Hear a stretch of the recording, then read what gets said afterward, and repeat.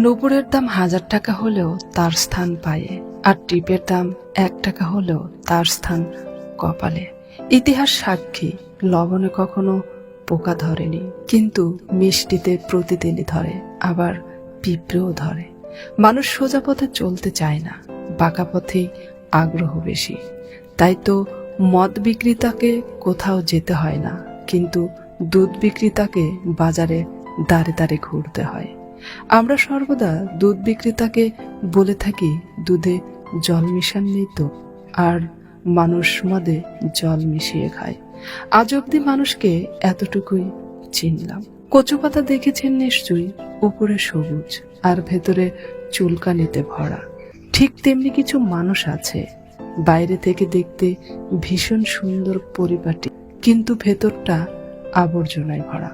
সাপ দুধ খেয়েও বিষ উগরে দেয়, আর গরু ঘাস খেয়েও দুধ দেয়। সুতরাং দোষটা খাবারে নয়, পার্থক্যটা স্বভাবের। নিজের যোগ্যতা নিয়ে কখনো অহংকার করবেন না। মনে রাখবেন, পাথর কিন্তু নিজের ওজনের জন্যই জলে ডুবে যায়। কি আজব দুনিয়া জানেন? যার চোখে ঘুম আছে তার কাছে ভালো বিছানা নেই, আর যার কাছে ভালো বিছানা আছে তার চোখে ঘুম নেই। যার মনে দয়া আছে তার কাছে দেওয়ার মতো কিচ্ছু নেই, আর যার কাছে দেওয়ার অনেক কিছু আছে তার দেওয়ার মতো মনটাই নেই।